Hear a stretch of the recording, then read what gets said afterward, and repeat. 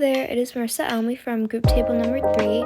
Today in class we were assigned an RC boat challenge, so we had to make an RC boat. Our first assignment was to start brainstorming. So here we had to create some scenarios, kind of think about what we wanted to the boat, what we didn't want to the boat, and kind of how we were gonna go about doing this project. So here's our scenarios. We had to move on to step number 2, which was research. So we had to just make sure that our scenarios could actually be done, how we could do them, and how we could not do them.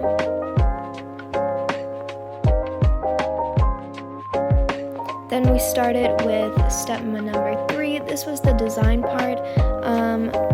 We just had to design where we wanted our stuff, how big we wanted to be, stuff like that. So we made a scale to reality draw. Then we started with our first prototype. This prototype was a small 3D printed one. So it was out of 3D printed, but it was just smaller than our final build so that we wouldn't waste, a lot of 3D printing material, but we wanted to test its floatability. Here we started to face some challenges because we had some little holes, and we learned that the 3D printer is not always going to be perfect, so we had to have backup plans. We had a plan to use epoxy and other stuff like that so that we wouldn't have leaks.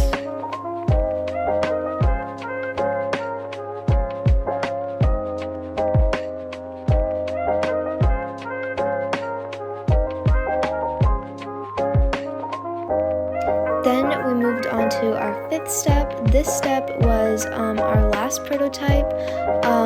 This is prototype number 2. We made this out of cardboard because we wanted to test the size of everything so that we would just make sure that everything could fit. However, when we were doing the laser cutter, we realized that we forgot to make our lids, so here we are making it by hand and by this little machine.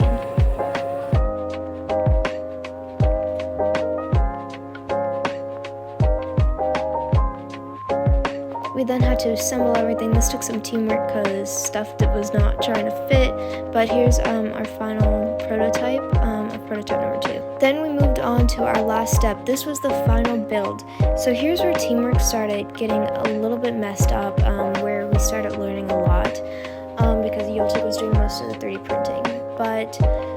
So we just needed to do some more teamwork. But here we have our first part of the 3D build. We got the bottom first, so we had to wait for the top part to get printed. So while we did that, we started painting it. But then we noticed that our hole in the back was not big enough for a propeller. So we had to head over to this machine to use friction to make the hole bigger. So we kind of drew out how big we needed the hole and then drilled it with this device.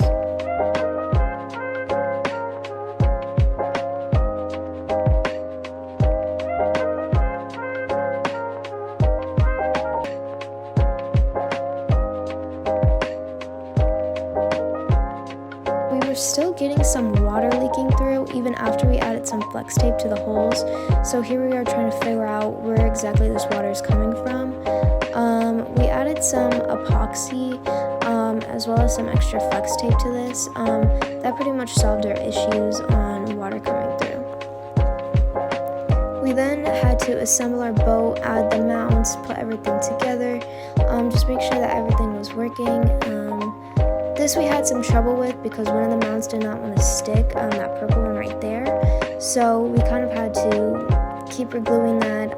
Eventually we just used flex tape because we could not get it to stick. We don't know exactly why this is because no other mounts had this issue, but we just had to learn that we had to try multiple different options to get something to stick.